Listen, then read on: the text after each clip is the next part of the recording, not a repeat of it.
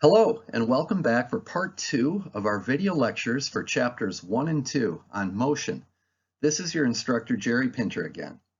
In this video, we'll discuss the difference between uniform and non-uniform motion.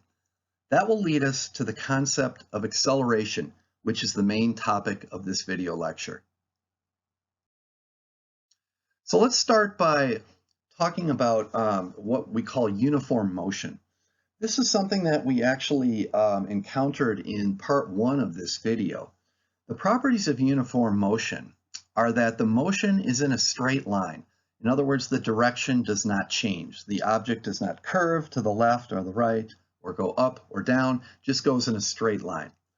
Also, the speed is constant and does not change. This is a key part of what is called uniform motion. So if we were to graph uniform motion, this is represented by a straight line on a position versus time graph. So in part 1 of this lecture, we saw this graph here where we plotted position in the vertical axis versus time along the horizontal axis. And these three objects here, A, B, and C, which are plotted on this graph, all represent uniform motion. We know this just because we can look at these graphs and see that they are indeed straight lines. Now think about this graph here. This one is very different. This is another position versus time graph, but this one has a curved path on the graph. So how would you describe the motion for this object right here? Think about this just for a second. Well, one of the concepts, remember, or the key concepts to interpreting graphs of motion like this is that the slope of the graph tells us the velocity of the object. So notice here at near the origin here, where the object starts at time 0, the slope of the graph is relatively small. So a small slope means that the speed or the velocity is small. So in other words, the object is going slow. But as time goes on, notice the slope is curving upward. So in this portion here, the slope is relatively medium, meaning we have a medium speed. And then as the object keeps going, we see the slope increasing more and more. And remember, a large slope means a large velocity, so the object is going fast. So what's happening here is the object is constantly speeding up. It's starting slow and speeding up, going faster and faster. So what we just saw on that other graph is an example of what is called acceleration. Acceleration is caused by a change in velocity. And that's the main thing that we're going to be talking about for the remainder of this lecture.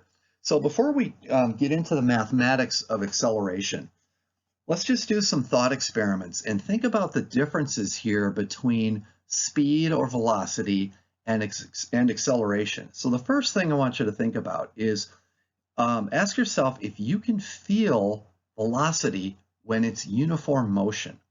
Now there's lots of examples of this. For example, can you tell when you're inside of an automobile that's moving at a constant speed in a straight line on a straight road, can you tell if the car is moving? And of course, you might at first say, well, yes, I can look out the window and I can tell that the car is moving. So do this. Imagine yourselves closing your eyes now. Now can you tell if the car is moving? Well, now you might use your other senses. For example, you might listen for the sound of the engine or the road. But let's say that the car is perfectly quiet and the road is perfectly smooth. So you can't feel or hear any bumps or vibrations or anything. In this case, you would not even be able to tell if you're in motion or not. Another example of this is if you've ever flown in an airplane, particularly a big jet airplane that's cruising at altitude. Once you're in the air, and especially if you don't look out the window, you really have no sense of motion at all. You can't tell if you're moving. Just to kind of make this point even more clear, perhaps you're not aware that right now the Earth is, of course, rotating once every 24 hours. So on the equator of the Earth, if you were standing on the equator, you would actually be rotating around the Earth at about 1,000 miles per hour. Now, San Diego, of course, is not on the equator. We're a little bit north, but we're still probably going several hundred miles per hour, maybe 700 or 800 miles per hour, rotating around the Earth right now. So, hang on to your chair, right? You're going very, very fast, but we do not sense this motion at all. Another example is our Earth is orbiting around the sun. And of course, our Earth makes one orbit around the sun every year. That's how we define a year. So the Earth is traveling around the sun at about 20 miles per second. That means right now you are traveling around the sun at about 70,000 miles per hour. Now, do we sense this motion? No, not at all. And we can even take it to the extreme here. Our solar system is orbiting around the Milky Way galaxy, and we're traveling at about 500,000 miles per hour as we orbit around the galaxy center. So these motions, even though they're very fast, right? We're traveling through galactic space at 500,000 miles per hour right now. We don't feel this motion at all. Now let's talk about acceleration. For example, if you're in your car or in an elevator or a roller coaster, and again, imagine you have your eyes closed, can you tell if the car accelerates? For example, if you're at a stoplight and the car all of a sudden, the driver hits the gas pedal, can you tell that the car started moving? Of course, right? You can feel that acceleration. When you're in an elevator, especially the kind of elevator that doesn't have any windows in it, it's very difficult once the elevator is moving to even tell you're moving. But you can always feel the beginning of the motion and the end of the motion because there is an acceleration and a deceleration when the elevator slows down. Those are very apparent and we can feel those. And one of the extreme examples of acceleration is what makes them so exciting is a roller coaster. There you have all kinds of acceleration due to the changes in speed and change in direction and so forth. So the point in all this is that velocity and acceleration are related to each other, but they're very different types of motion. And what we're going to be talking about in the rest of this lecture is the concept of acceleration. Acceleration is defined as the change in velocity per unit time. So here in our little animation down here, you can see the car starts out very slow over here, and as it moves across the screen, it picks up speed, so it's accelerating. So we can actually quantify and calculate acceleration as delta V over delta T. So delta V, remember that's a change. Delta is a change. So we have the change in velocity, which means the final velocity minus the initial velocity. So V sub F minus V sub I, and we need to divide that by the time duration, how long it took that velocity to change, because acceleration is basically the rate of change of velocity, or the change in velocity per unit time. Now, what are the units of acceleration? Well, the units of acceleration cause some confusion at first, so let's do an example and try to make some sense of this. In part one of this lecture, we talked about the units that we're going to use in this class, and we mentioned that for distance, we're going to measure units almost always in meters, and for time, we're going to almost always use the unit of seconds for time. However, in order to understand acceleration, it helps to use some units that are a little more familiar to us. When you're driving your car, of course, you look at your speedometer, and it tells you your speed in miles per hour, mph. So we're going to use the units of miles per hour just for this first example, so we can kind of get a sense of what the concept of acceleration means and what the units mean. So in this example, a car starts from rest. You can imagine yourself at a stoplight, and all of a sudden the light turns green. So you hit the gas pedal, and your car speeds up to 60 miles per hour in 5 seconds. All right, that's a pretty fast car. We want to calculate the acceleration of the car. All right, so using these units, acceleration, remember, is the change in velocity, delta V, over delta T, the amount of time it took. So our change in velocity is 60 miles per hour because we go from rest, 0, to 60. And how long did it take? 5 seconds. So we can have 60 here divided by 5 is 12, all right? We can do that in our head. Now, what are the units? Well, we have miles per hour here divided by seconds here. So our acceleration is 12 miles per hour per second. Now let's see what this means by making a table that shows our speed in miles per hour for every second that we accelerate. So we start here at time 0, we're at rest, so our velocity is 0 miles per hour. After 1 second, the question is, how fast are we going? Well, our acceleration is 12 miles per hour every second. So after 1 second, our velocity or speed is now 12 miles per hour. After 2 seconds have elapsed, our speed is now 24 miles per hour. Because remember, every second we are speeding up by 12 miles per hour. So after 3 seconds, we're going 36 miles per hour. After 4 seconds, 48 miles per hour. And finally, after 5 seconds, we reach our final speed, which is 60 miles per hour. So the key thing here is every second we're adding 12 miles per hour to our speed. That's what our acceleration tells us. All right, so now let's redo the same example, and now we're going to use the units that we are going to be using for the remainder of the course, and that is we're going to use meters and seconds instead of miles and hours. So doing a little conversion here, you can look this up. 60 miles per hour equates to about 27 meters per second. So your car, again, is going to start from rest, and it's going to speed up to 27 meters per second in 5 seconds. The question is, what is your car's acceleration?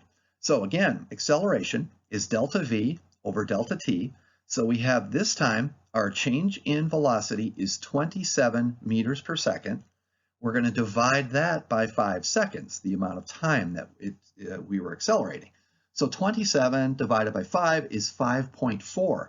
Now look at the units. We have meters per second per second. So our acceleration is 5.4 meters per second per second.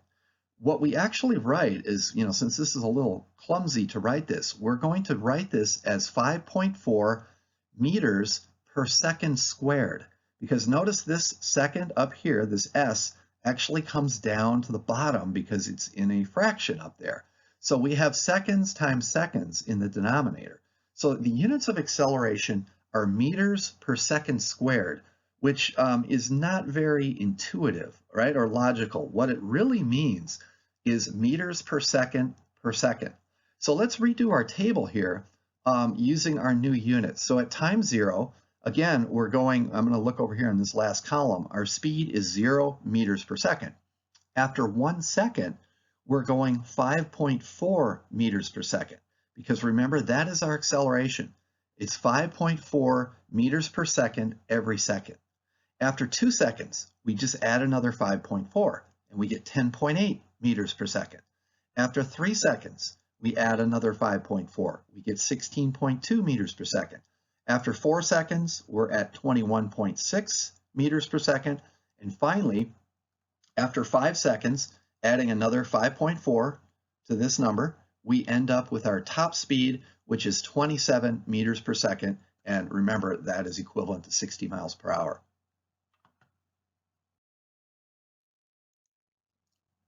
Let's look at some basic word problems using acceleration and what we have just learned in terms of how to define acceleration. So in the first problem, we have a car that starts from rest and it accelerates at 5 meters per second squared. We want to know how fast is this car going after 3 seconds. So remember our definition of acceleration. A is equal delta V over delta T. Also, we can write out delta V, remember, is V final minus V initial, but we have the car starting from rest. So whenever something starts from rest, of course, this initial speed here, our initial velocity is 0. So we can ignore it, and our acceleration then is equal to our final velocity divided by delta T, the time interval. Now, we're trying to figure out how fast this car is going after 3 seconds. In other words, we want to know what this final velocity is here. Well, that's pretty simple. All we have to do is solve for V final. So to get rid of this delta T down here, we can just multiply both sides of this equation. This is our left side over here with the A, the acceleration, multiply that by delta t, and we have solved for v final. So our final velocity is acceleration times delta t. Our acceleration was given as 5 meters per second squared up here. Our time is 3 seconds, so 5 times 3 is 15. And notice what happens here is we have meters per second squared multiplied by seconds. This s here cancels one of these s's down there at the bottom, and we're left with meters per second, which of course is a velocity. That's the unit of velocity. So our final speed here is 15 meters per second. Part 2, how long will it take this same car to reach a speed of 20 meters per second? So again, let's start with our result that we found up here. Acceleration in this case is just equal to the final velocity divided by delta t. We are going to solve this for delta t because we want to figure out the time here. So delta t is just v final divided by a. I just did a little bit of algebra here to solve for delta t. V final is 20 meters per second. That was given to us here. And the acceleration, we're using the same car up here that has an acceleration of 5 meters per second. So 20 divided by 5 is 4. And if you carefully look at these units again, you'll see that the meters cancel out.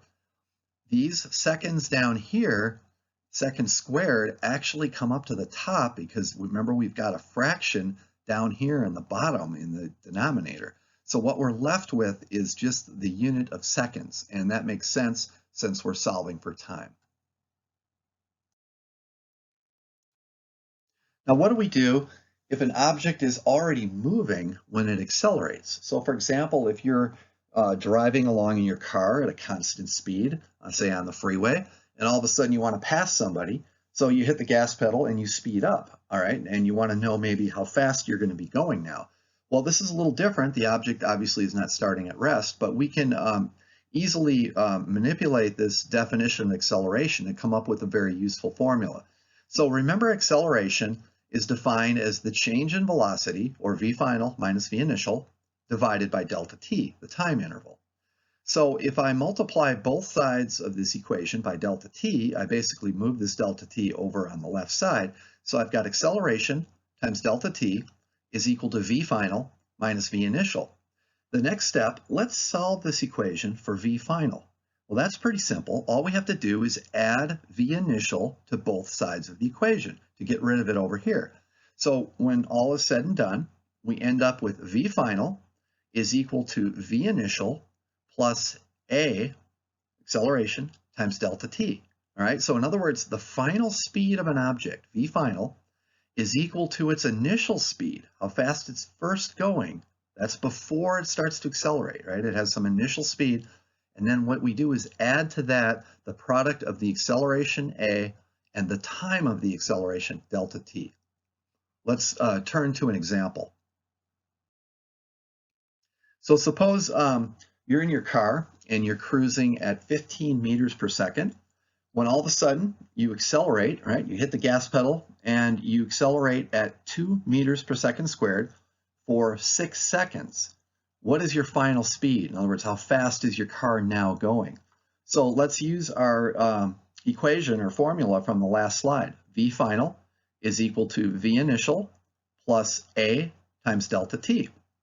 All we have to do is plug in our values here. Our initial speed here was 15 meters per second, right? That was our initial speed that our car was cruising at. Our acceleration, A, is 2 meters per second squared, and the time of the acceleration, delta t, was given as 6 seconds. So 2 times 6 is 12. So this last term here, or product, is equal to 12 meters per second. And we just add that to our initial velocity, which was 15 meters per second. So 15 plus 12 gives us our final answer. Our final speed is 27 meters per second. The next thing we're going to do here is derive a very useful formula, which I call the position formula. Don't worry too much about the details of the derivation. There are several steps on this slide and on the next slide to get to our result, but I will go through them kind of quickly here just so you can see where this formula comes from. So we've already seen that displacement and velocity are related. In other words, velocity is equal to displacement, delta x, divided by delta t. We've also seen that velocity and acceleration are related because acceleration is equal to delta v over delta t. So the question is, how are displacement, delta x, and acceleration, a, related? So to do this, we're going to start by finding the average velocity during the acceleration. Now, to find the average of any two quantities, for example, two numbers, all you have to do is add the two numbers together and divide by 2. So for example, if I add 4 plus 6 together, I get 10. I divide that by 2, and I get an average of 5. Okay, simple enough. Now, for an object that is undergoing acceleration, its average velocity is found the same way. We can take the initial velocity, v sub I, and add it to the final velocity, v sub f, and divide it by 2. That gives us the average velocity. So the next thing we can do here is notice in this equation here we have final velocity. Well, final velocity, we just saw in the last couple of slides, is equal to initial velocity, v sub I, plus a times delta t. So I'm going to substitute this expression here for v final into this equation right here where you see v sub f. And we get this result here for average velocity. Notice we've gotten rid of the final velocity, but we just have now is the initial velocity. It shows up here and it shows up again. So we've got 2 times v sub I plus acceleration times time, all divided by 2. And then what we can do here is notice we've got, we can break this up into, we can break this up into 2 fractions basically. We have 2 times v sub I divided by 2, which is just v sub I. And then on the right here, we have a delta t divided by 2. I'm going to write that as 1/2 a times delta t. So this equation in here is a way, is basically an expression for the average velocity. So let's continue here. So the next thing we can do here is we know that the total displacement of an object is equal to its average velocity times the amount of time that it's moving. Well, average velocity, we just figured out on the last slide, is this expression inside the parentheses here. So I'm just substituting that in here. Now what happens here is when I distribute this delta t out here, I'm going to bring it in here and multiply it by v sub I. So I get v sub I times delta t, but I also have to distribute it in and multiply it by the second term. So I end up with 1/2 a times delta t squared, because there's a delta t here and this one out here. So this is this relation is sometimes useful. This is a relation between displacement and acceleration. We have the displacement, in other words, how far something moves while it's accelerating, is equal to its initial velocity times the time that it's moving, plus 1/2 a delta t squared. Again, delta t here, it shows up twice in this equation. Delta t is the amount of time that the object is accelerating. Of course, delta x, which is displacement, is x final minus x initial. So I'm going to rewrite this here, and finally, I'm going to solve for the final position, x sub f. And that's done by just moving this x sub I over to the right side by adding x sub I to both sides of this equation. So what we end up with here, this is really the important thing that you're going to need to use. If you didn't quite follow all the steps of the derivation, don't worry about that, but we will have to use this formula here to solve some problems. And the book doesn't really have a name for it, so I just call it the position formula. It says the following: the final position of an object, x sub f, is calculated by taking its initial position, x sub I, and adding to that the initial velocity, v sub I, times delta t, which is the time of the acceleration.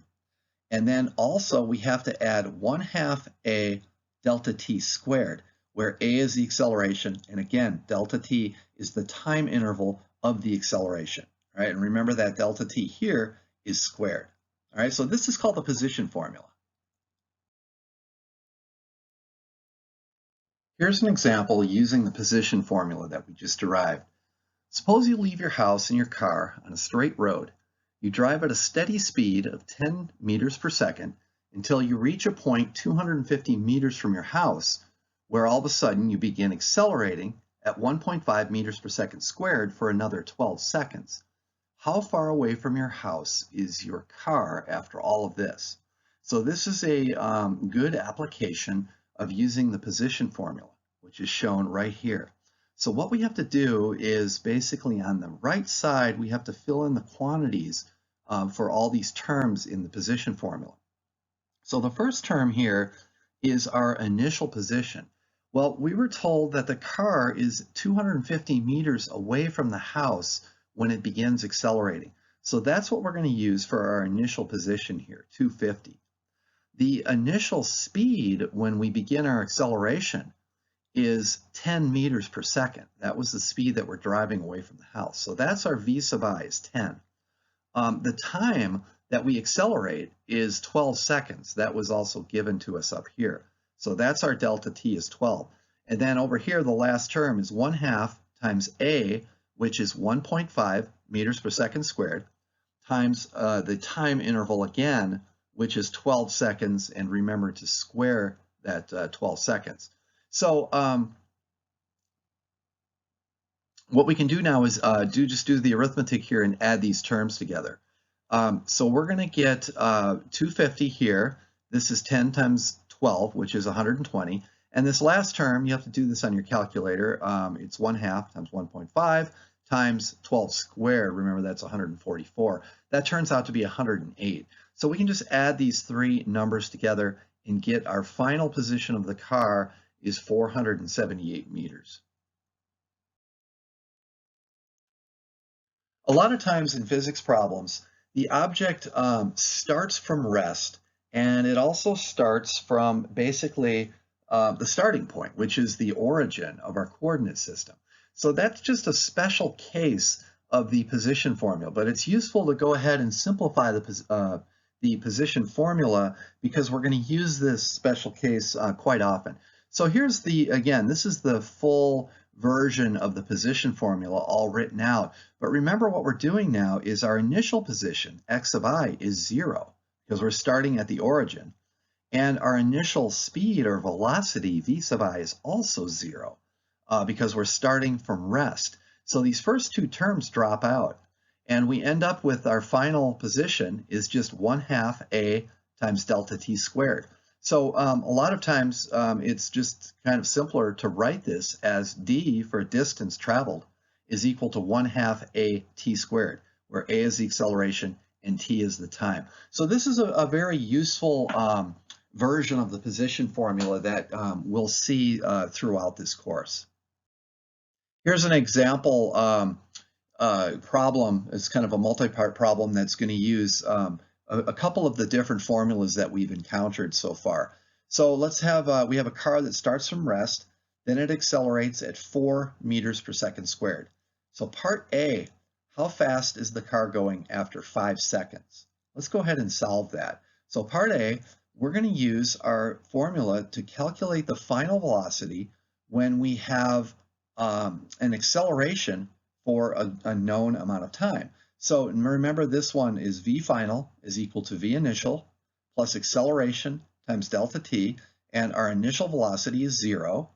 Our acceleration was given as 4 meters per second squared, and the time, delta t, is 5 seconds. That was given to us as well. So we can actually do this one on our head. We have 4 times 5, which is 20. And the units turn out to be meters per second here. Remember, we're solving for velocity. So part B says, how far does this car go in 5 seconds? So now we're trying to solve for distance. So this is a good case or application to use our distance formula that we just derived on the last slide.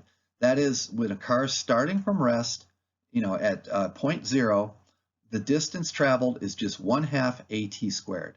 So we have 1/2 times 4 meters per second squared, that's our acceleration, and our time is 5 seconds, and we have to square that. So, again, we can actually do this in your head. 1/2 times 4 is 2, and 5 squared is 25, so 2 times 25 is 50 meters. That's our distance. The last part here, part C, How long does it take for this car to go 100 meters while it's accelerating from rest? So again, we can use our same formula here. D equals 1/2 AT squared, and we're going to solve this for time. All right, so this is a couple steps here. Let's get rid of the 1/2 first, so we can multiply both sides by 2. So I get 2D equals AT squared. The next thing, I can get rid of this a out in front of the t squared by dividing both sides of the equation by a. So I end up with t squared equals 2d over a. And of course, we're solving for t, not t squared. So to get rid of the square, we take the square root of both sides of the equation. So we end up with the time is equal to the square root of 2d divided by a. So now we can plug in our numbers. D is the distance that was given to us as 100 meters. So up on top here in the numerator, we have 2 times 100. And then in the denominator, we have the square root, the acceleration, a. And the acceleration, remember, is 4 meters per second squared. So inside the square root sign, we have 200 on top, divided by 4. Again, you can probably do that in your head. That's 50. But we have to take the square root of 50. So that you'll have to do on your calculator. And that turns out to be 7.07 seconds. Now let's look at something a little bit different. This is an example where the acceleration is negative. So suppose you're driving your car at 15 meters per second, and all of a sudden you see something in the road and you slam on your brakes. Your car comes to a stop in 1.5 seconds. Calculate your car's deceleration, and also how far does your car travel before it stops. All right, so we're going to start again with our definition of acceleration. Acceleration is the change in velocity divided by the time interval, delta t. So delta v is, remember, v final minus v initial, again, all divided by the time interval. Well, we think about it, this car is coming to a stop, so its final velocity, v sub f, is 0. All right, so that term goes away. So we end up with minus v sub I over delta t. So now we can actually plug in our numbers and calculate the acceleration. The initial velocity, v sub I, was given to us as 15 meters per second. All right, so remember that we have this minus sign there. We have minus v sub I. So we have minus 15 meters per second up in the numerator. And we were told that the car comes to a stop in 1.5 seconds. So that is our time interval of deceleration, 1.5 seconds down here. So 15 divided by 1.5 is 10, but remember that minus sign out front. So our answer for acceleration is negative 10 meters per second squared. So notice our acceleration is negative. Now, so what does that mean? Well, negative acceleration is sometimes called a deceleration. And what this means is your car is slowing down at 10 meters per second every second, instead of speeding up at 10 meters per second every second, okay? So our velocity of this car is going to the right in this picture, but the acceleration vector is actually pointing backwards. And that kind of tells us that the car is slowing down. It's accelerating back, to the left as it comes to a stop. So the next part of the problem was how far does the car travel before it stops? So we can use this formula here. Remember from a few slides back, a displacement delta x is given by initial velocity times delta t plus 1/2 a delta t squared. All right, so let's plug in these values. The initial velocity of the car was 15 meters per second. The time it took to stop was 1.5 seconds. So that takes care of this first term. Now in the second term, we have to be careful. It's 1/2 a delta t squared, but a, remember, is negative 10, right? We have that minus sign because the car is slowing down. So we have to carry that minus sign in here when we do the final arithmetic here. And then again, our time here, 1.5 seconds, that is squared. So on your calculator, you would do 1.5 seconds, or 1.5, square that. multiply it by 0.5 or 1/2, but then remember to multiply it by -10. So this value here is actually going to subtract from this term here. And when you do the math, you'll end up with an answer of 11 meters. So that is the total distance that your car will skid before it comes to a stop. In this slide, we're going to derive another very useful formula that's going to help us solve a lot of problems because this formula that we're going to come up with doesn't have time as one of its variables. And it's very useful because in a lot of problems, we're not given the amount of time. And so we're going to use this result quite often going forward in this course. Again, let's not worry too much about the steps to actually derive the result, but basically what we're doing here is we're combining two of the equations that we've already learned. This is the position formula down here, and this formula up here that's circled just comes from our acceleration formula where the final velocity is equal to initial velocity plus acceleration times delta t. What we're doing here is we're solving this formula up here for delta t, and then we're plugging this expression for delta t into our position formula here, where we see delta t here, and over here where we see delta t squared. So it gets to be a little messy because we have to take this result here and substitute it in here, which you see in the parentheses right here, and then the delta t squared, we're going to put all this stuff in here, and remember we have to square this all, which is shown here. So when the dust finally settles, the result is shown down here, and this is really all we need to remember from this slide, but it's a very important formula. It says that the final velocity squared is equal to the initial velocity squared plus 2 times the acceleration times the displacement. So notice in this formula, there's no t. There's no t or delta t. We have eliminated time from these two equations up here by basically substituting for it. So we end up with an equation that doesn't involve time and is very useful for solving kinematics types problems. Here's an example where we can use that result that we just derived on the last slide. This is actually a problem from your textbook. We have a speed skater that's moving across frictionless ice at 8 meters per second, and he hits a 5-meter long patch of rough ice. She slows steadily because of the friction on the rough ice, and then after continues on at 6 meters per second afterward. What is her acceleration on the rough ice? All right, so we've got her cruising along at 8 meters per second. She slows down when she hits the patch of rough ice and then leaves the rough ice and is back on the smooth ice and is going 6 meters per second afterward. So to figure out her acceleration, we can use our formula from the previous slide. The final velocity squared is equal to the initial velocity squared plus 2a times delta x, where delta x, remember, is the displacement during the acceleration. So we're going to solve this equation for a because we're trying to figure out the acceleration of the speed skater when she hits the rough ice.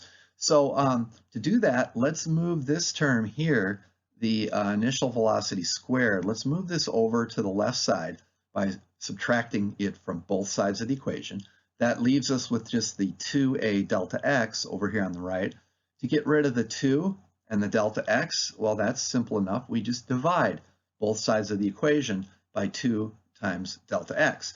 So we end up with acceleration. We basically just solved this equation up here for a. So a is equal to the final velocity squared minus the initial velocity squared, all divided by 2 times delta x, which is the displacement. So the final velocity squared is 6 meters per second. And we have to square that, of course, right? So this is going to be 36. This is the initial velocity squared. So the initial velocity of the speed skater, remember, it was 8 meters per second before she hit the ice and slowed down. So this is 8 squared, which is 64.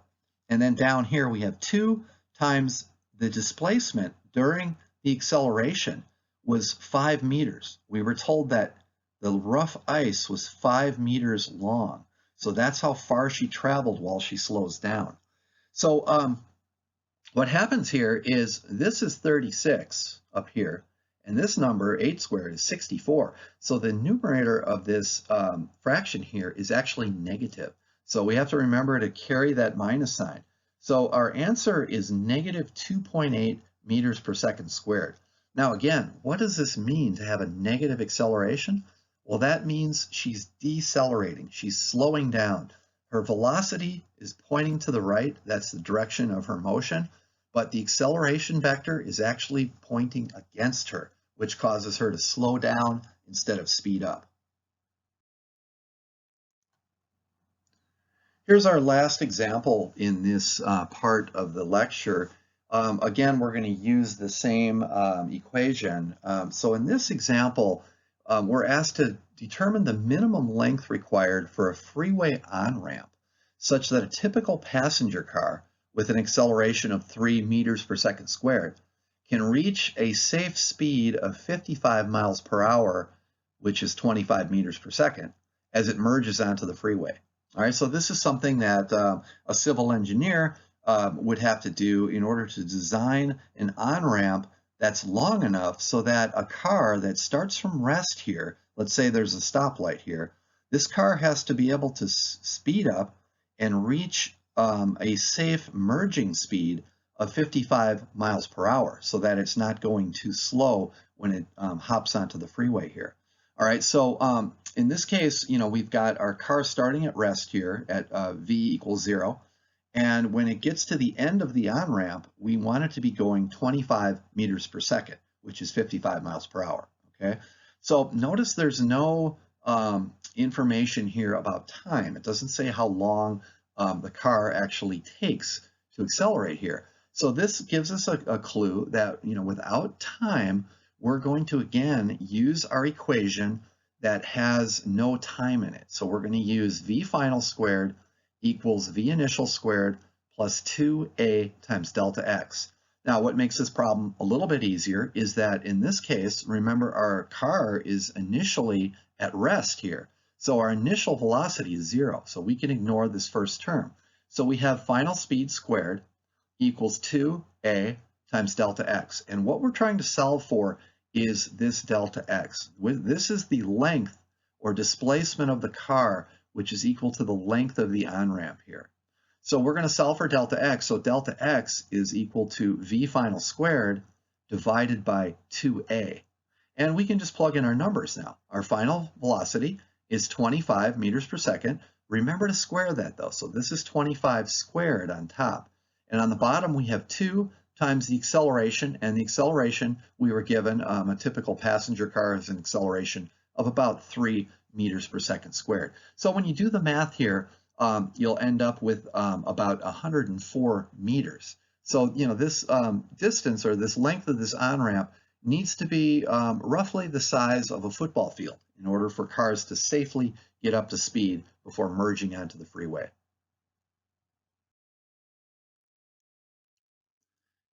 Our last slide here in this part of the video lecture is just a summary of all the kinematics equations that we've sort of collected so far for doing problems in one dimension.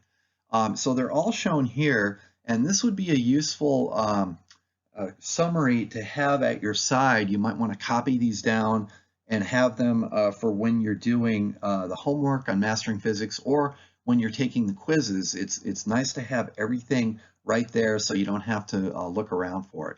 So just going through these real quickly here, we learned that displacement delta x is just the final position minus the initial position. Average velocity is calculated by the displacement delta x, or the distance traveled, divided by the time, how long it takes to travel. Acceleration is defined as change in velocity, delta v over delta t, or v final minus v initial. That's our change in velocity, divided by the time interval delta t. Final velocity for an object that is accelerating, the final velocity is equal to its initial velocity plus the acceleration times the time interval delta t. The position formula, right? This is kind of the long and nasty one. We've got the final position is equal to the initial position plus initial velocity times delta t plus 1/2 a delta t squared. And then finally, a useful velocity and acceleration formula when there's no time information is the final velocity squared is equal to the initial velocity squared plus 2 times the acceleration times the displacement delta x. So that is the end of this video, and we'll continue on next with part 3 of this these first couple of chapters, which has to do with falling objects. See you then.